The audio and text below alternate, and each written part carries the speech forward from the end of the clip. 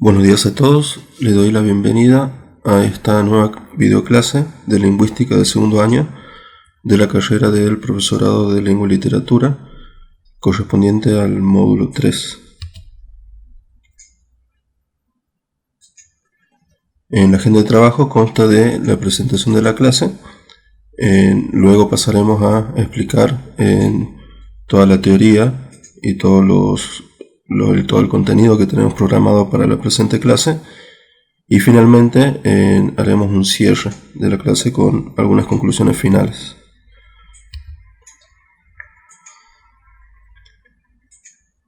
Bien, con respecto a los contenidos, lo que vamos a ver sería las funciones del lenguaje según Jacobson, que sería de la Escuela de Praga o Círculo Lingüístico de Praga. Veríamos un recorrido por lo que es el funcionalismo lingüístico y todas las funciones básicas que él desarrolla en su teoría con respecto al lenguaje. Luego veríamos lo que es fundamentos teóricos de la glosemática, que correspondería a la Escuela de Copenhague o el Círculo Lingüístico de Copenhague, en todos los fundamentos teóricos básicos de su teoría, y finalmente una relación y una comparación con los aportes fundamentales de Saussure, ya que la glosemática surge como una continuación de los estudios y los aportes del estructuralismo lingüístico de Saussure.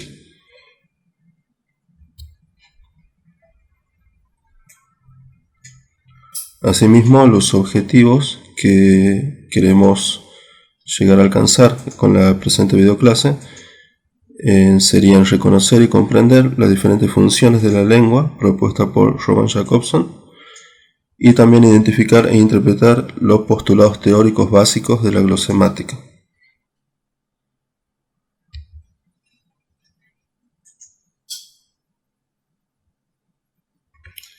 Bien, iniciando en lo que sería ya el desarrollo teórico de la presente clase, brindaríamos un pequeño recorrido con respecto a los tres paradigmas más importantes que vendrían luego de los aportes de Saussure. Como dijimos en clases anteriores, Saussure es el padre de la lingüística. A partir de él se empieza a estudiar la lingüística ya con formato de ciencia, con un objeto propio de estudio, con método científico, y tratando de buscar y de producir teorías científicas y leyes generales que se puedan aplicar a todo el lenguaje en sentido universal. En este sentido, tenemos tres escuelas que surgen a partir de los estudios y los aportes teóricos de Saussure, creando nuevos paradigmas con respecto a lo que sería la lingüística ya como ciencia. Estos paradigmas vienen a ser los más importantes, los más representativos, que surgen luego del estructuralismo saussuriano. Tenemos la Escuela de Praga, el principal representante sería Roman Jacobson, que también es llamada Círculo Lingüístico de Praga. Después tenemos la Escuela de París, el principal representante sería André Martinet, y luego tenemos la Escuela de Copenhague, que el principal representante sería Helmsleb, que también es llamada Círculo Lingüístico de Copenhague. Con respecto a la Escuela de Praga, podríamos decir en una pequeña síntesis, focalizan los aspectos sociocomunicativos del lenguaje. Se trata de una escuela funcionalista. El centro de la teoría se centra en las funciones que cumple el lenguaje, particularmente la función comunicativa. La lengua es considerada como vehículo de la comunicación. Es decir, al ser funcionalista, lo principal que le importa al funcionalismo lingüístico, a este tipo de paradigma, es justamente estudiar el lenguaje, pero desde su aspecto comunicativo, ya que considera que lo más importante del lenguaje es eso, la función social que cumple dentro de un determinado contexto de hablantes, es sociabilizarse y comunicarse a través del lenguaje. Entonces se focalizarían desde ese punto de vista hacia el objeto de estudio, que sería el lenguaje.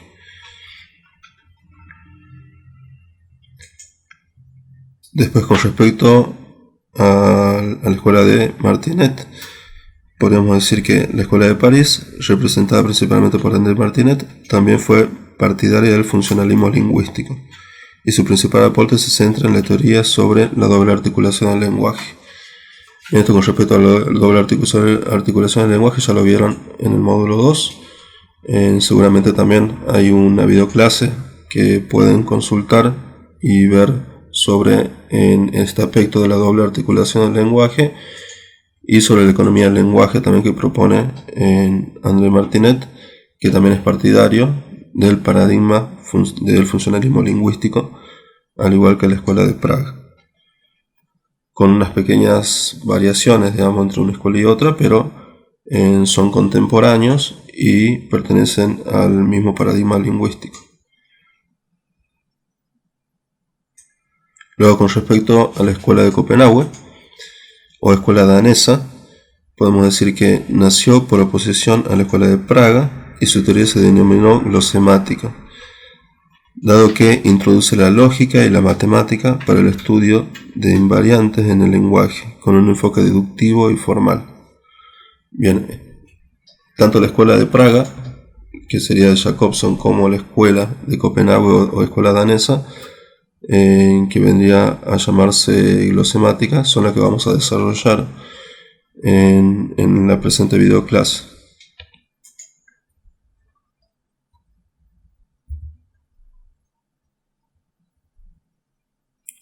Bien, empezamos primero con lo que sería Círculo Lingüístico de Praga, con su principal representante, que sería Roman Jacobson.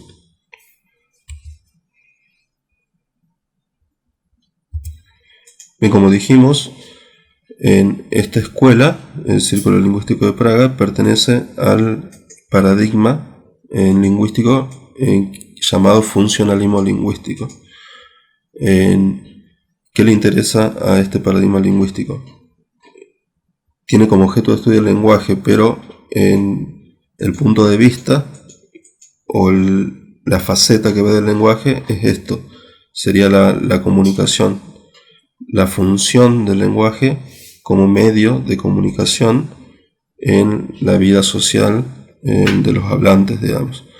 Entonces, el funcionalismo lingüístico se focalizaría en eso, en tratar de buscar y producir leyes y teorías que puedan explicar todos los aspectos del lenguaje en funcionamiento en la vida, en el seno de la vida social, como medio de comunicación, teniendo en cuenta también en todos los niveles de la lengua, todos los aspectos, todos los fenómenos y variantes que intervienen en ese contexto comunicativo. Entonces le interesa producir leyes que puedan explicar cómo funciona el lenguaje en la comunicación humana y en todos los tipos de comunicaciones que hay, con todos los elementos que intervienen en los diferentes contextos.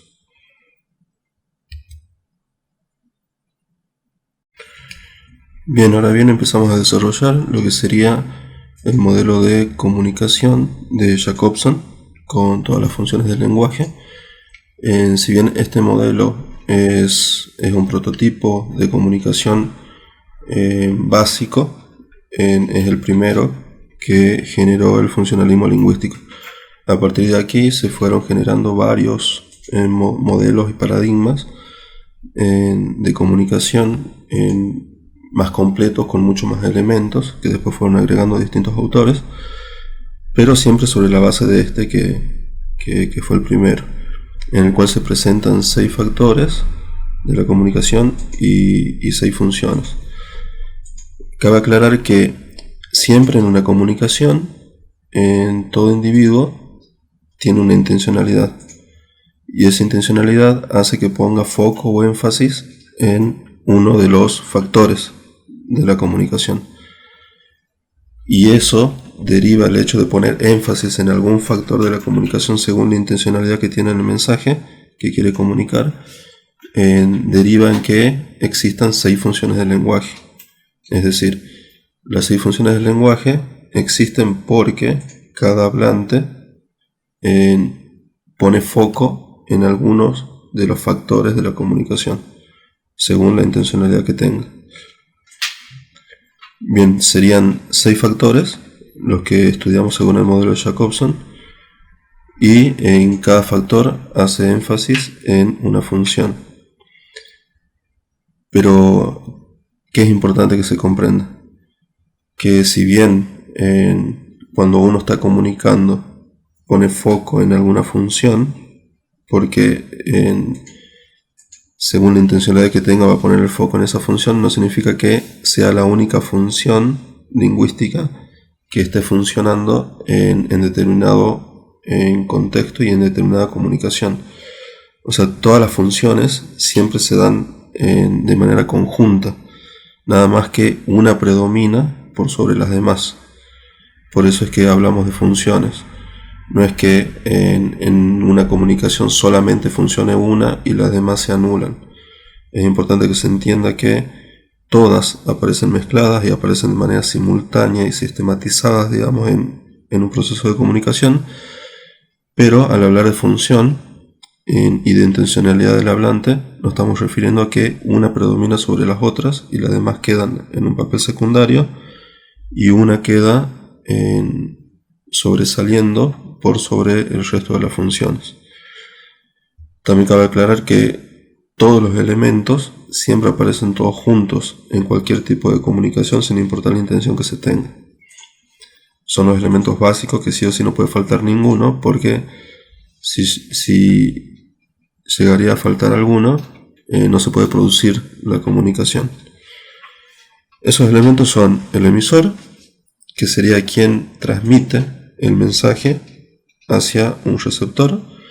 El receptor sería quien recibe y decodifica ese mensaje enviado por el emisor para interpretarlo y poder entender qué quiere decir. Tanto emisor como receptor cumplen en el papel de la comunicación en un doble papel. Digamos, no es que el emisor siempre va a ser emisor y el receptor siempre va a ser receptor. Para que haya comunicación tienen que cumplir ambos por turnos los dos papeles. El emisor, al hablar a un receptor, produce un mensaje, pero ese receptor, a la vez que decodifica y comprende ese mensaje, al responderle se transforma también en un emisor, en un segundo emisor, y así el primer emisor, al recibir el nuevo mensaje de este receptor del segundo emisor, se transformaría en un segundo receptor, o como lo nombran otros en modelos de comunicación, que serían interlocutores, ambos, o sea, emisor y receptor, digamos, dentro del proceso de comunicación. Emisor vendría a identificarse con la función expresiva, el receptor con la función apelativa. Después tenemos un mensaje, que sería la información que se transmite de un receptor de un emisor a un receptor. Sería la misma información sin importar el modo. Acá estaría identificada la función poética. Después tenemos un canal. El canal a que hace referencia al medio, ya sea natural o artificial, por medio del cual se pueden comunicar emisor y receptor. Ese medio puede ser, por ejemplo, un teléfono, puede ser un celular, puede ser en una computadora, con internet, para comunicarse vía Skype o vía WhatsApp, o inclusive a través de algún tipo de chat o red social. También podría ser un papel con un texto, como se solían escribir las cartas, digamos, y enviar un mensaje de una persona a otra. Todos esos serían ejemplos de lo que sería un canal, o sea, cualquier medio natural o artificial, o si están las dos personas en presencia, en el mismo aire y el sonido de la voz, ¿sí? La voz vendría a ser el canal en el caso de que las dos personas están en presencia para poder comunicarse. Después tenemos el otro factor, sería el código. El código vendría a identificarse con la función metalingüística. El código se refiere al sistema de signos a través del cual se comunican el emisor y el receptor. Es importante que ambos manejen el mismo sistema de signos. El sistema de signos se refiere, por ejemplo, a cualquier lengua, a cualquier idioma, ya sea español, inglés, francés, italiano, o también puede ser otro sistema de signos diferente como, por ejemplo, el braille, el código Morse. En este caso, porque es importante que ambos manejen el mismo sistema de signos, porque si una persona no es bilingüe y habla solamente español y se comunica con alguien que tampoco es bilingüe y habla inglés, al no manejar el mismo sistema de signos, el mismo código, no se puede establecer la comunicación, porque ninguno de los dos puede llegar a entenderse. Entonces es importante que ambos manejen el mismo sistema de comunicación para que se establezca la intercomunicación entre ambos y pueda haber comunicación. Después el último elemento sería el referente, que también es llamado situación o contexto, donde se identifica con la función referencial. Este contexto vendría a implicar en toda comunicación se produce en un contexto situacional dado con factores y características particulares. A eso haría alusión el contexto. O sea, todas las personas cuando se comunican lo hacen en un tiempo determinado, en un lugar determinado, bajo circunstancias específicas particulares, cada una determinadas también, y eso obviamente interfiere bastante en cómo se da esa comunicación, digamos.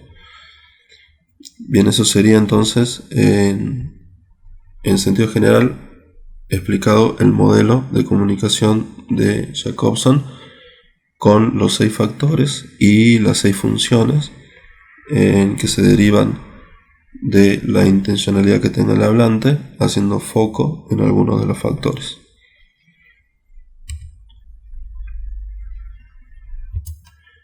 Bien, esta sería una de las funciones, la función expresiva o emotiva. Esta función, como dijimos, está centrada en el emisor, hace foco en este factor.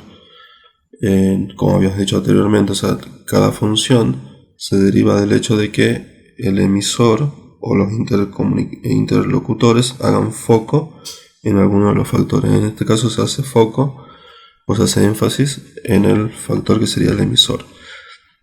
Entonces, en el mensaje la información de los hechos objetivos pasa a un segundo plano y se enfatiza la actitud, los sentimientos y la opinión del hablante con respecto a lo que está diciendo.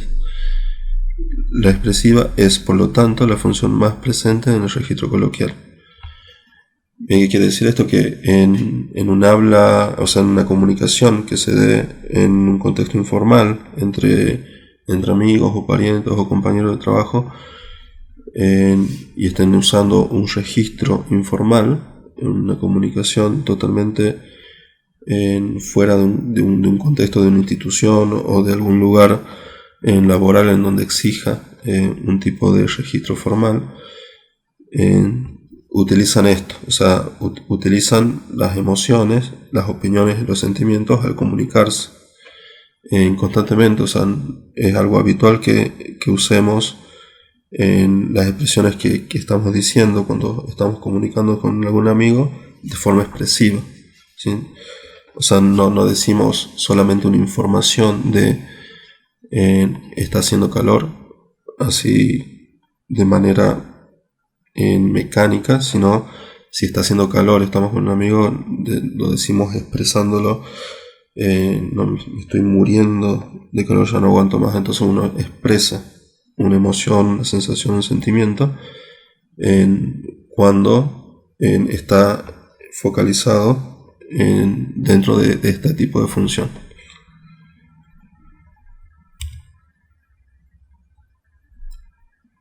Después tenemos la función apelativa o conativa. Esta es la función que se centra en el receptor. El hablante busca influir sobre la conducta del oyente, provocar una respuesta. La función apelativa está presente cuando llamamos a alguien, cuando preguntamos algo, cuando pedimos algo, cuando prohibimos o ordenamos algo, o cuando damos un consejo. está muy presente en el lenguaje publicitario, así como en la lengua coloquial también. Bueno, este tipo de función también la utilizamos habitualmente durante toda nuestra rutina diaria, ya sea en el trabajo, en el hogar, con amigos, en un restaurante, en cualquier lugar donde nos movilicemos, estamos utilizando constantemente esta función. Y específicamente el ámbito de publicidad lo utiliza constantemente porque a través de la publicidad lo que intenta es hacer esto, persuadirnos, ¿no? Intenta convencernos, intenta de que nosotros, el fin último, intenta de que nosotros compremos ese servicio o ese producto a través de la persuasión, que se logra en muchos de los casos con las publicidades, con las propagandas. Y como ejemplo en un ámbito coloquial, en un ámbito cotidiano, digamos, podríamos decir, estamos sentados en la mesa comiendo, ¿me puedes pasar la sal? Entonces, ¿yo para qué digo eso? Para obtener una respuesta de alguien que esté sentado en la mesa conmigo. No le quiero realmente preguntar si es capaz o si tiene la capacidad de pasarme la sal. No es una pregunta cerrada, en realidad es una pregunta indirecta, a través de la cual yo tengo la intención apelativa de que esa persona realice la acción de agarrar el salero y pasármelo, digamos. Y en la pragmática es totalmente comprensible eso, cuando le decimos a alguien ese tipo de preguntas indirectas con una apelación que viene incluida dentro de esa pregunta, la persona la interpreta, lo decodifica, lo entiende y directamente nos pasa al azar. O sea, sería muy raro que pasemos por la calle y le preguntemos a alguien, ¿me puedes decir la hora? Y la persona diga sí, y se quede mirándote sin decirte la hora. Inmediatamente te dice la hora, digamos, porque entiende cuál es la función apelativa de esa pregunta, que es que queremos que esa persona se fije la hora y nos diga cuál es. Y está incluido ya sean en órdenes, pueden ser consejos, pueden ser peticiones. También, por ejemplo, estamos con nuestro hijo que no nos está haciendo caso y le decimos, bueno, te retiras a tu cuarto y levantas todos los juguetes, por ejemplo. Sería una función apelativa de orden, digamos, o de que un jefe le dice a un empleado, quiero que esta tarde me entregues todos los informes mensuales de los últimos haberes, digamos, por ejemplo. Entonces se utiliza constantemente este tipo de función y es con ese objetivo, digamos, focalizado en eso. Después tenemos la función poética, que es la función que llama la atención sobre el mensaje. O sea, está focalizado y pone énfasis en el mensaje. Con un propósito estético. Es la función propia de la literatura, sobre todo de la poesía. Bueno, no tenemos que pensar mucho en los ejemplos para dar esto, ya con todos los tipos de poesía y todas las obras que ustedes leen, se utiliza este tipo de función, ¿sí? La función poética que está focalizada en el mensaje propiamente dicho. Después tenemos la función fática o de contacto. Esta es la función que se centra en el canal. Cuando tienen esta función, los mensajes buscan establecer, prolongar o cerrar un canal de comunicación entre el emisor y el receptor. La función fática es muy habitual en las expresiones de cortesía, convencionalismos, saludos, expresiones para establecer contacto telefónico y en la charla que ocurre exclusivamente para mantener una relación social. O sea, la fática de contacto es cuando yo quiero comunicarme con alguien.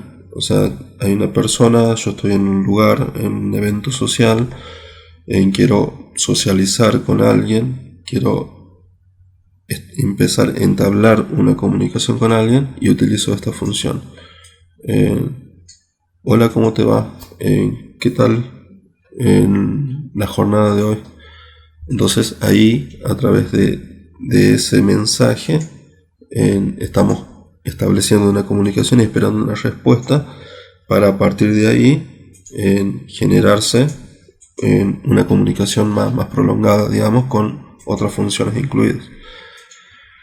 Y también se utiliza para cortar la comunicación. Estamos hablando con alguien y nos tenemos que ir y ya queremos cortar esa comunicación. Me parece muy interesante esto. Ahora me acabo de dar cuenta que tengo que ir a preparar la cena. No nos estamos comunicando, por ejemplo, nos estamos viendo. Entonces, a través de ese mensaje también le damos a entender que queremos cortar la comunicación. No solamente se establece, sino también se corta la comunicación según las necesidades que tenga el interlocutor. Luego tenemos la función metalingüística. Esta es la función que se centra en el código. En este caso, el código funciona también como referente, es decir, hablamos sobre la lengua, haciendo uso de ella. Esta capacidad que tiene el lenguaje verbal de hablar sobre sí mismo se conoce como reflexividad. Esta función está muy presente en los ambientes académicos, gramáticos y diccionarios. Constantemente cuando uno, y principalmente en esta materia, que sería lingüística, está hablando del lenguaje, analizando el lenguaje constantemente, según todas las teorías lingüísticas. Aquí en esta materia en particular se utiliza mucho la función metalingüística. También en lo que sería, por ejemplo, análisis del discurso, en gramática textual o en gramática, en ese tipo de materias también utilizan mucho esta función metalingüística. Por ejemplo, la es un artículo determinado o definido que sirve para cumplir la función de modificador directo o determinante de un sustantivo, digamos, por ejemplo. Entonces, de esa forma estoy analizando el mismo lenguaje, cumpliendo la función es metalenguaje, de analizar con el lenguaje el mismo lenguaje. Y es lo que hacen también todos los lingüistas, que tienen como objeto de estudio el lenguaje y utilizan el lenguaje para estudiar el mismo lenguaje. Utilizan constantemente la función metalingüística.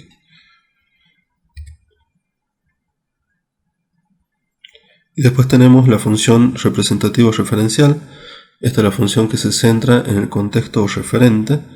El mensaje contiene información lo más objetiva posible sobre la realidad extralingüística.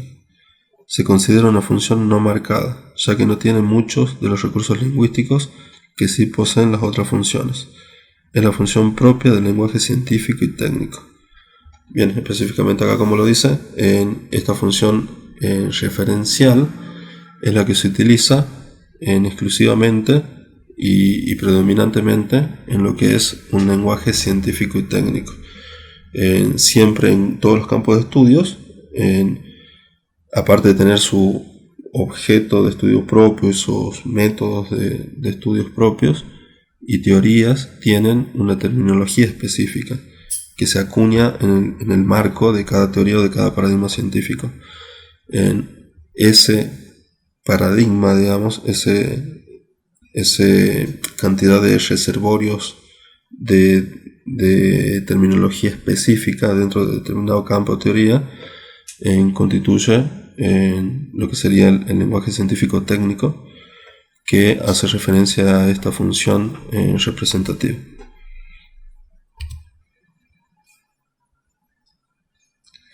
Bien, terminando lo que sería el círculo lingüístico de Praga con el principal representante, que fue Jacobson, pasamos al círculo lingüístico de Copenhague o escuela danesa, también llamada glosemática, con el principal representante y exponente, que sería Louis Hjelmslev.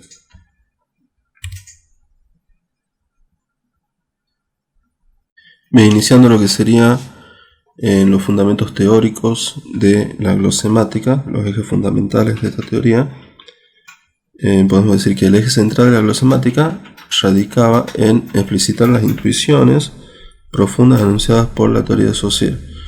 Bueno, esto es importante porque en Helmsley se consideraba a él mismo como el único y legítimo sucesor de todos los aportes teóricos de Saussure. Él consideraba que de todos los lingüistas que había, contemporáneos a él también, y todas las escuelas que había, él se autoproclamaba como el auténtico seguidor de esta rama lingüística, de la lingüística como ciencia, como verdaderamente ciencia, llevándolo en todos los postulados de Saussure hasta el extremo, digamos, hasta el mínimo detalle y análisis riguroso y minucioso. De las distintas definiciones de lengua brindadas en el curso de lingüística general, que sería el famoso libro de Saussure, interesa especialmente a Helmsley en aquella que sostiene que la lengua es forma y no sustancia. Justamente en esto se basa lo que sería la glosemática. Él parte de ahí, de esta definición de lengua de Saussure, y como intenta hacer un estudio que es totalmente formalista, no tiene en cuenta para nada lo que sería el contenido de la sustancia. ¿A qué se refiere con eso? Que intenta hacer un estudio puramente formalista de todo el sistema de la lengua, dejando de lado lo que sería contenido, todo lo semántico, y dejando de lado también todo lo fonológico y fonético, todo lo material, que sería los sonidos, digamos. Entonces, dejando de lado eso, trata de estudiar la lengua en su forma pura. La glosemática basa su teoría en la profundización de esta idea. La lengua es una entidad autónoma de dependencias internas. Esto es, en ella importan solo las relaciones formales entre los elementos desde los distintos niveles lingüísticos, entendida como constantes, que serían las formas puras, digamos. Entonces esto es lo que intenta tratar de construir, digamos, una ciencia que estudie todos los elementos lingüísticos del sistema como formas puras, filtrando y dejando de lado todo lo que sería en nivel semántico, nivel fonético y fonológico, dejando de lado lo conceptual y lo sonoro del lenguaje. Hay unas premisas en las cuales se basa también en toda su teoría, que el lenguaje todo el lenguaje consta de sería expresión y contenido, que vendría a relacionarse con las ideas también de Saussure de concepto y de imagen acústica, o de significante y de significado. Después dice que el lenguaje ofrece una sucesión o texto y un sistema. O sea que en el lenguaje tenemos los textos o las sucesiones. Él le llama sucesiones o textos, porque bueno, tiene el carácter lineal de la lengua. Según el carácter lineal se conforman a través de las unidades lingüísticas que están interrelacionadas, se constituyen los textos, y después el sistema propiamente dicho, el mismo sistema del que hablaba Saussure también, que es el sistema de la lengua, y que todos los elementos de la lengua se conmutan y se unen tanto en el plano de la expresión como en el plano del contenido. Esos serían premisas básicas, fundamentales, que él nombra en su teoría glosemática.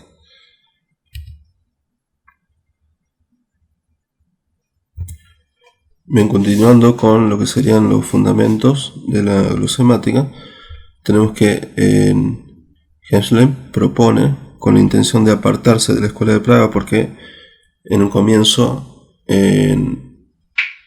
asistía, digamos, a los eventos y en inicio a los estudios que realizaban en la escuela de Praga, pero decidió apartarse y contraponerse a los estudios, porque tenía otro enfoque y estaba produciendo un paradigma totalmente distinto con respecto a los estudios del funcionalismo lingüístico, que era un paradigma totalmente diferente, al paradigma estructuralista y formalista de la glosemática.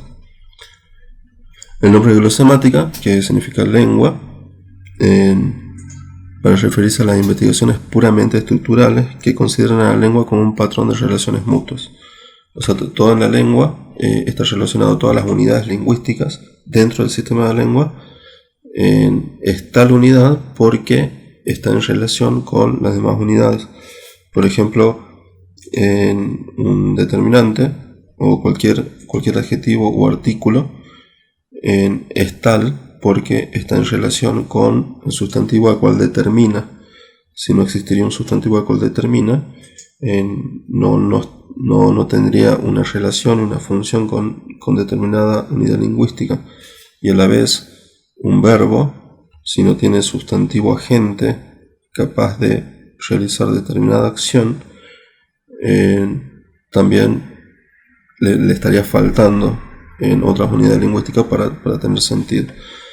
Y así se relacionan las unidades lingüísticas en los distintos niveles, ya sea gramatical, semántico, morfológico, sintáctico. En todas las unidades lingüísticas entran en ese patrón de relaciones mutuas unas con otras.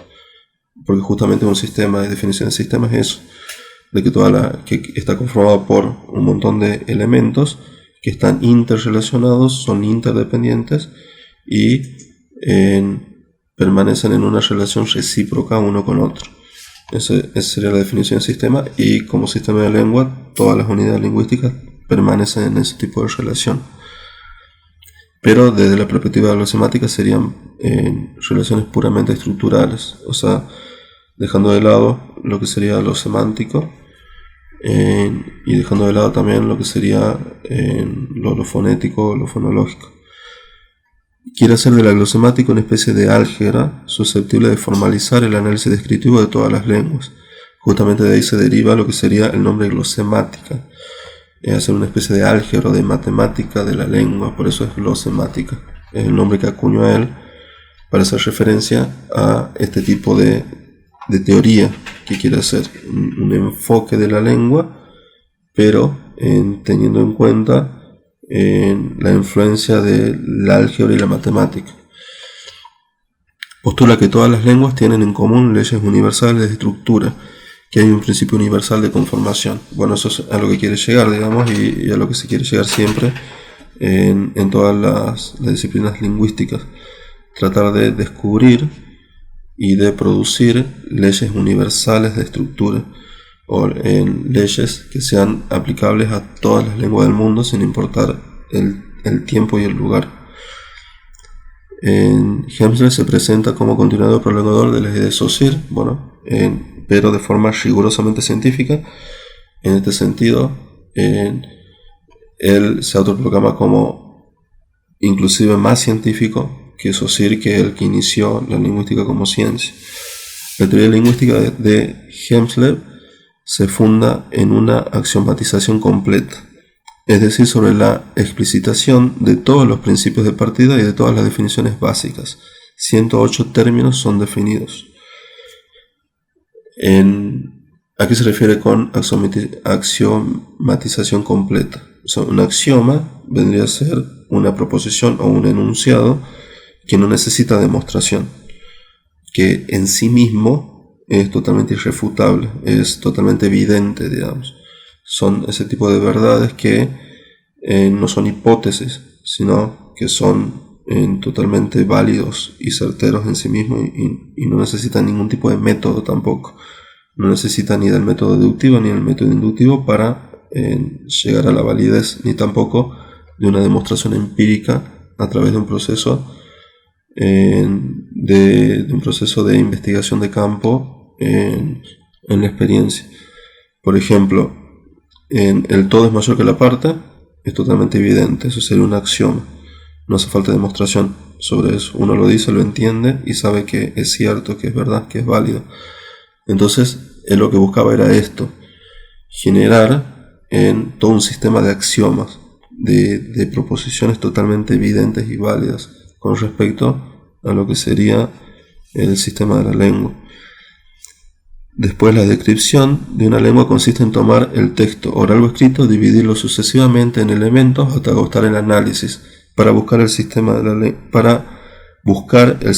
lengua. A esto lo llama método deductivo.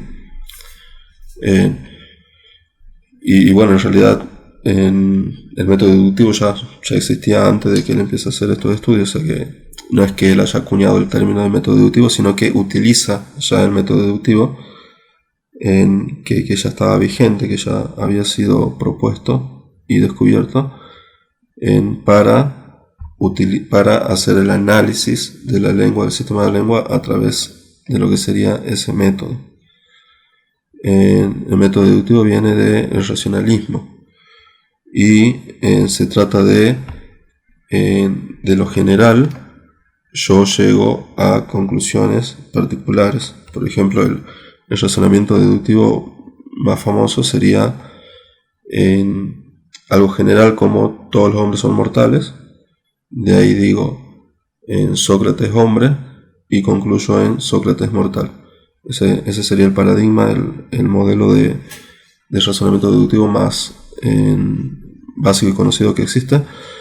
Entonces, de la misma forma, a partir de ahí, de lo general a lo particular, y totalmente lógico, usando totalmente el raciocinio y la lógica, es que él trata de agarrar el sistema de la lengua e ir de lo más general, supongamos, texto, del texto a los párrafos, de los párrafos a las oraciones, de las oraciones a los sintagmas, de los sintagmas a las palabras, que serían ya las unidades de la lengua, y de esas unidades mínimas, que serían las palabras, a unidades menores todavía, desglosando esas palabras en fonemas o grafemas, según sea lengua escrita oral. Entonces de eso se trataba, de llegar hasta las unidades mínimas de análisis para agotar el análisis absolutamente y hacer todo un estudio minucioso de lo que es el lenguaje de forma estructural.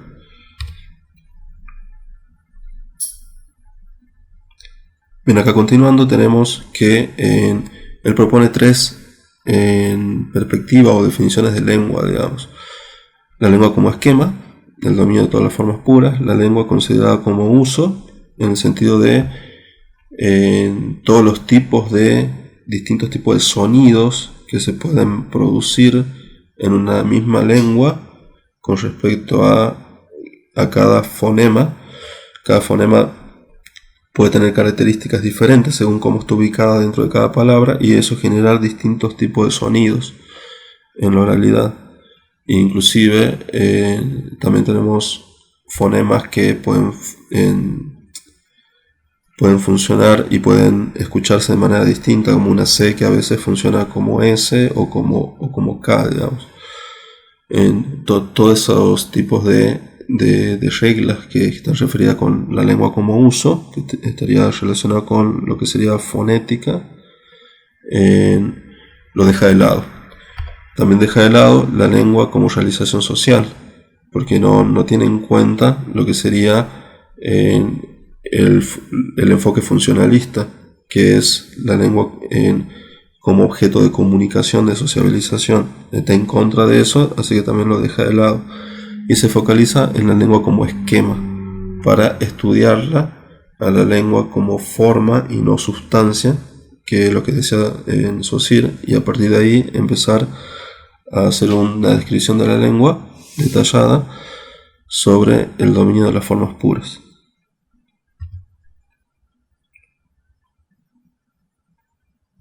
Bien, continuando con lo que serían los fundamentos teóricos de la glosomática, tenemos que Henslow señala para cada uno de los dos planos en tanto forma y sustancia, a diferencia de Saussure, que era un solo plano de forma y sustancia.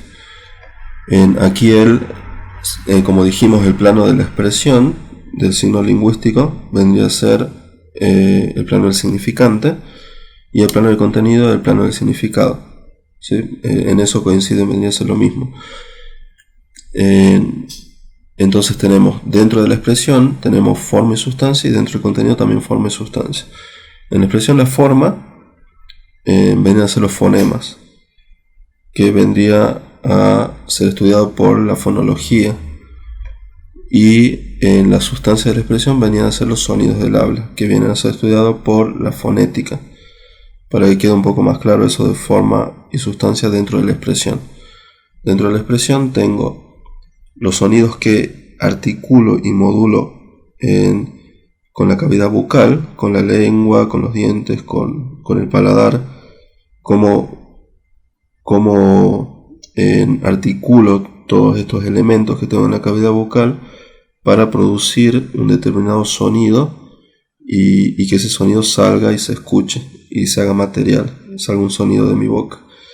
Eso serían la sustancia de la expresión, que está estudiado por la fonética, los distintos tipos de sonidos. Cada fonema, cada palabra tiene distintos tipos de sonidos, oclusivo, fricativo, alveolar, o sea, hay un montón de particularidades dentro del fonema, de los sonidos de la lengua, según donde pongo la lengua, contra el paladar, contra el diente, abajo, y en cada lengua también, eso se va modificando bastante, digamos.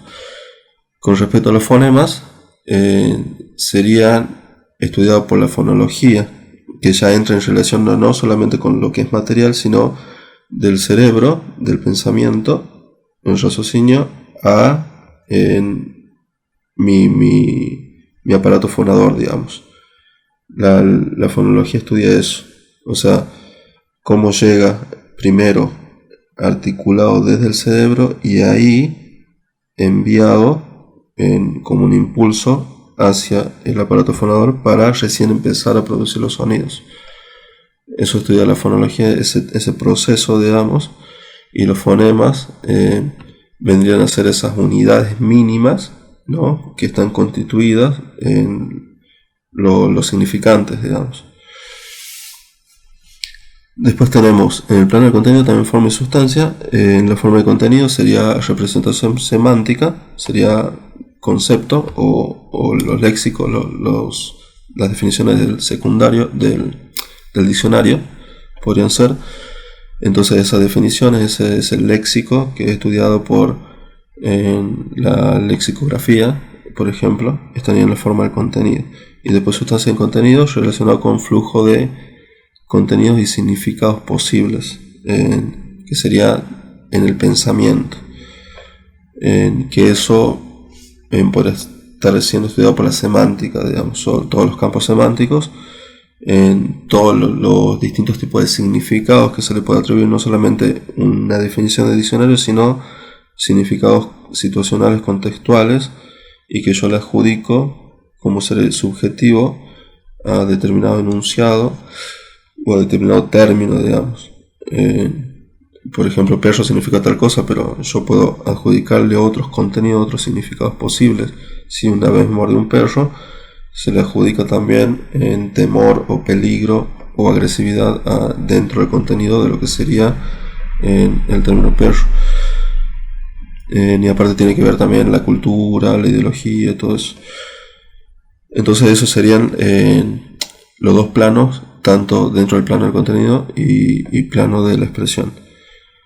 Después, como dice acá abajo, la distinción entre ambos planos es meramente analítica. Lo que llega a nosotros es una unidad en el plano de la manifestación. O sea, como en SOSIR también, o sea, como había explicado en el primer módulo, es una unidad, el signo lingüístico es una unidad. Nosotros se disecciona, esa unidad se disecciona los fenómenos, ya sean naturales o fenómenos sociales, se los disecciona para poder analizarlo y estudiarlo, digamos, pero en la vida real, en la práctica, esos fenómenos son una unidad. Acá también los signos lingüísticos son una unidad y se lo disecciona en estos planos y en esos subplanos para el análisis, pero es una sola unidad, digamos. Al igual que el cuerpo humano, por ejemplo, es un solo cuerpo lleno de sistemas y subsistemas, sistema óseo, sistema nervioso, sistema circulatorio, y dentro de cada sistema hay aparatos y hay órganos que están funcionando sistemáticamente dentro de cada sistema. Bueno, en biología y medicina también se los separa a cada órgano, a cada sistema para poder analizarlo y estudiarlo, pero en un cuerpo humano funciona todo junto.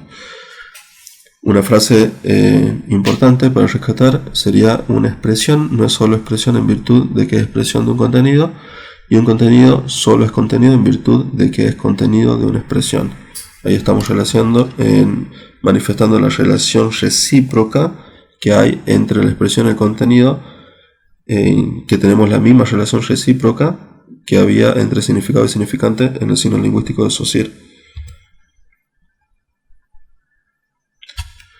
Después, ya terminando, tenemos que desde esta perspectiva la literatura vendría a ser como la semiótica connotativa y las obras literarias como los signos connotativos. Un signo connotativo binario es igual a un plano de la expresión formado por la lengua, más un plano de contenido propio. El significante del signo lingüístico se convierte en el plano de la expresión y el significado en el plano del contenido, y ambos constan de una sustancia y de una forma. Bueno, esto lo explicamos en lo que en la Firmina reciente, con lo que sería el plano de la expresión, el plano del contenido, nada más que aquí está referido a significante y significado, ¿sí? que hicimos las relaciones, digamos, el plano de lo que sería el plano de la expresión y el plano del contenido. El plano de la expresión sería el plano del significante, el plano del contenido sería el plano del significado, y ambos tienen sustancia y forma y sustancia, como lo explicamos, lo detallamos anteriormente. Y con respecto a la literatura, bueno, está específicamente, como para dar un dato, es un signo connotativo. ¿Por qué? Porque en particular la literatura tiene un plano de contenido propio, en el sentido de que al ser connotativo en su lenguaje, al tener una plurisignificación, digamos, en contenido, no es un contenido convencional, no es en definiciones del diccionario que son objetivos.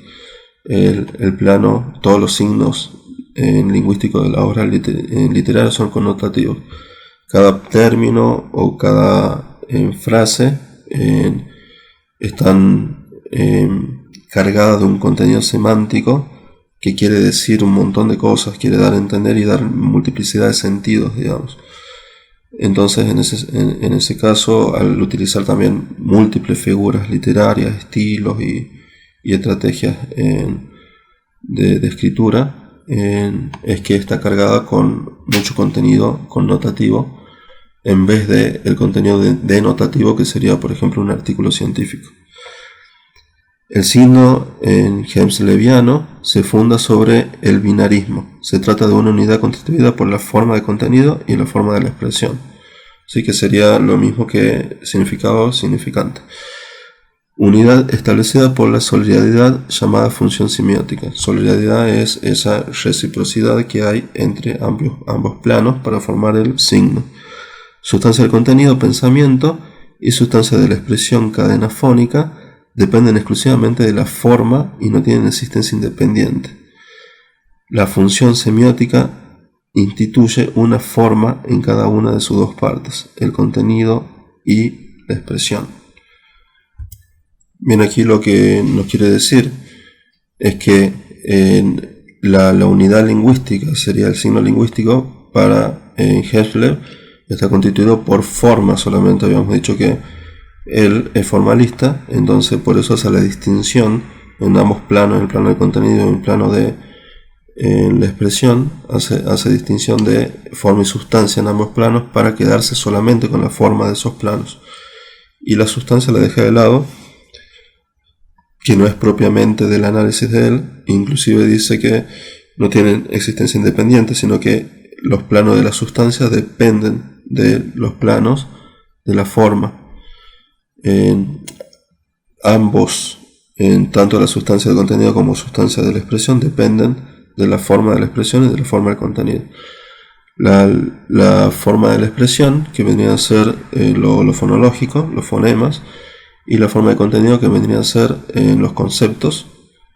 En cambio, lo que es sustancia de contenido, que es el pensamiento, y sustancia de la expresión, que sería la cadena fónica de sonidos, que sería lo fonético, eso queda dependiendo de la forma. A él le interesa la forma. Ahora, justamente sonidos, yo no produzco sonidos si no tengo antes el proceso fonológico. En todo caso, si produzco sonidos sin haberlos racionalizado antes y hacer ese proceso fonológico, esos sonidos no van a tener ningún sentido. Entonces esos sonidos dependen, lo fonético depende de lo fonológico. Y el pensamiento, la masa del pensamiento, va a depender de los conceptos, digamos, para que los conceptos ordenen esa masa del pensamiento. Entonces, de esa forma se constituiría, digamos, el signo formalista de la glosemática. Después, por último, tenemos una pequeña comparación de lo que sería el estructuralismo y la glosemática, dando algunos lineamientos. Por ejemplo, en relaciones con Saussure tenemos que en el estructuralismo tenemos significante y significado, en glosemática el plano de la expresión, el plano del contenido, como habíamos dicho. El signo es una unidad lingüística compuesta por la dicotomía de significante y significado. En cambio, el signo es una unidad generada por la conexión entre una expresión y un contenido para la glosemática. Son dos elementos psíquicos inseparables que conforman una unidad de dos caras. Eso sería de los elementos que conforman el signo lingüístico para Saussure. Ambos planos son funtivos solidarios, se implican mutuamente. Vendría a ser algo similar, nada más que utiliza otros términos diferentes, y aparte de eso está tratando de ir un paso más allá, no de ser solamente estructuralista, sino puramente formalista, porque Saussure tenía en cuenta lo psicológico en el lenguaje, por eso decía unidades psíquicas. Son dos elementos psíquicos que conforman una unidad psíquica dentro del pensamiento. Él trata de dejar de lado lo psíquico y ser puramente formalista, ver solamente las formas puras. En eso se diferenciaría. Tiene la intención de estudiar la lengua en sí misma y por sí misma.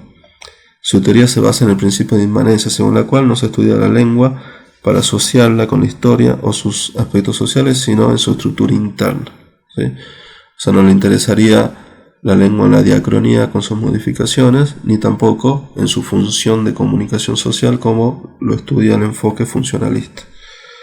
Y por último, Saussure afirma que la lengua es forma y no sustancia, que es la base de la teoría de la glosemática, y por este lado se sustenta en dicha afirmación en que la lengua es forma y no sustancia, sosteniendo que la sustancia fónica o semántica, como dijimos, los sonidos o el contenido, no es tan importante como las relaciones recíprocas entre los elementos. O sea, lo fundamental de su teoría es que se basa en la red de relaciones de formas puras dentro del sistema de la lengua.